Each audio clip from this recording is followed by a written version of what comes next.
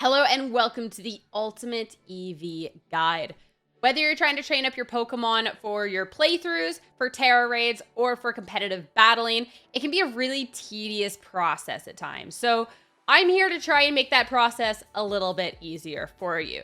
There's a couple of different things that we're going to be talking about in today's video, starting with making sure your Pokemon has no EVs, then vitamins and feathers, and finally, just KOing wild Pokemon and getting the EVs the old-fashioned way, as well as my preferred locations for doing that, which are also locations that are great if you're early on in the game, or if you don't have the highest level Pokemon that you're trying to train up. You can access these very, very early on. I mean, very early on, which is a really ideal place to hunt, in my opinion. In Pokemon Sword and Shield, there was actually a person that wiped your Pokemon EVs completely and unfortunately didn't make a reappearance in this game. So we have to do this the old-fashioned way with the berries. It's the 6 listed below, and they do say which stat they drop on the side, so you don't have to memorize this whatsoever. You're going to use this item, not give it to a Pokemon. You can already see where I accidentally made this mistake.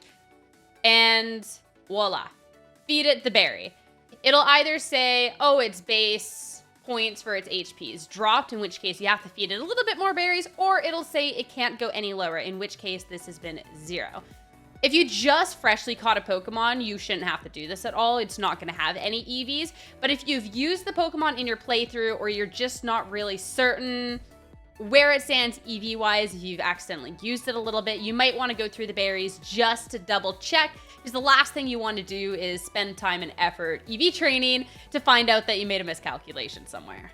As well, just to make this process a little more fun, you do have to go find the berries. You can do this in East Province Area 1 as well as Area 2, and they're going to show up in the form of sparkles on the ground. All of these are going to be stat reducing berries, and so just run around for a little bit when you log in to do your raids. Go collect a couple berries as well. If you have your Pokemon out, they will go and collect sparkles for you if you miss one and they happen to see it for you. Now for EV training your Pokemon. We're going to quickly talk about the vitamins and feathers and then get into the best locations to be hunting. So first off, you're going to be buying vitamins at any chance you supply.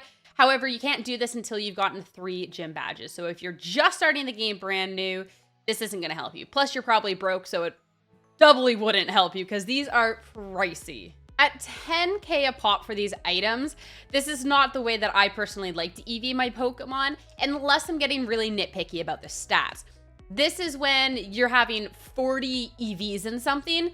I would use then 4 vitamins as opposed to trying to get tricky with math while you're fighting wild Pokemon. So I have a lot more feathers stockpiled up than I do vitamins, but the thing is that feathers only give you 1 EV yield as opposed to vitamins, which give you a full 10. You can get these feathers in a couple of different ways. You can get them down at the auctions and bulk purchases. You can get them in Tera raids, or you can find them out in the wild. I wouldn't be using these for, 117 EVs at a time. Instead, I like to save these to use with the vitamins when you're doing really particular EV calculations. I need 44 health EVs. I'll use 4 vitamins. I'm going to use 4 feathers, or else you're going to roast through these really, really fast. All right, and now we're going to go battle some wild Pokemon to EV train, which is my preferred method of training up. You first have to pick up some power items. You're kind of throwing if you're not, because this makes the process a lot faster and a lot easier, and you can find these at any of the Delibird presents. For the power items, they're going to be under general goods. You're going to scroll down a little bit, and here they are. Each one of them says on the side which is which. Ignore the first part that says, oh no, it reduces the speed in battle. We do not care about that. You're going to be KOing level 4s. It's fine. These are huge for boosting up your Pokemon EVs really, really quickly, because each one of these adds an additional 8 EVs on top of the EV that you're already gaining from KOing the Pokemon.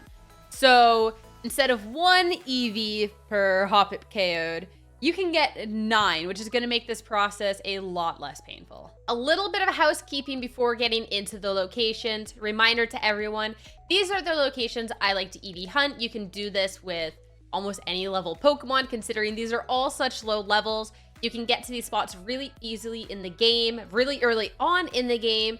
As well, for myself, I found that these paths and these Pokemon are extremely easy to memorize, so I don't have to keep going back and checking out my notes to see where I need to be training up my Pokemon. To make things easier as well, each Pokemon that I'm going to show you all gives an EV yield of 1, combined with the power item to make 9. So that's going to be 28 Pokemon KO'd, which you can manually count, just see how many times you've used moves and count it that way. Or if you're just maxing the stat, come over to the stat page, press L. If it sparkles, you're maxed, you're good to go. Important note before you start this, make sure that you're actually getting into a battle and KOing the Pokemon and not auto battles, because auto battles don't reward you any EVs. For HP EVs, head to those plateaus and then head just a little bit down the path.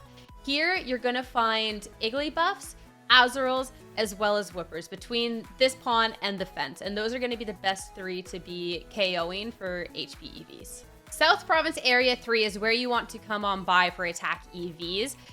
Right at the Pokemon Center here already, you can see that there is Shinx just begging to take the attack EVs off of them. Shinx and Yongoose along this path are both going to give you the EVs that you need. Shinx can either spawn independently or in groups of 5, which is really nice. And they spawn all down the path that way, all down the path the other way, and just in and around this Pokemon Center. And as well as you KO them, more are gonna spawn. So if you come on by to the Pokemon Center and nothing's here, just picnic reset, you'll find Shinxes eventually. They're everywhere. And bonus, maybe you'll find a shiny one because those are extra super cute. For defense EVs, we are going to be heading to Poco Path and looking at Tarantula as well as Scatterbugs. The Tarantulas are the easier ones to spot as they're pretty big and bulky, as well hanging in the trees.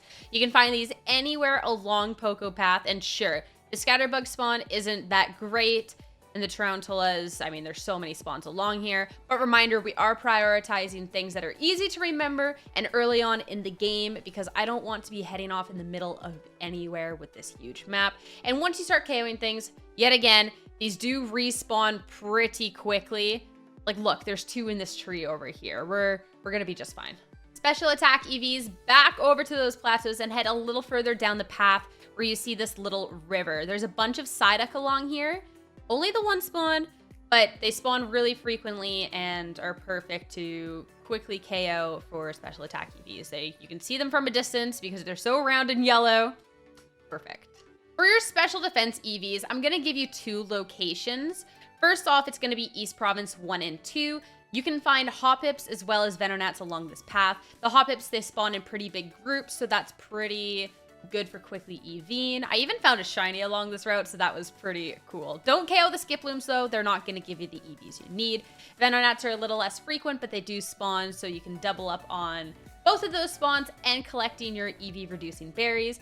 These being at a higher level though, if you're early on in the game or you're trying to train level 30 or so Pokemon, you might not be one-hit KOing things, and that can get a little much. You don't want to be 2-hit KOing Pokemon that you're trying to quickly take care of.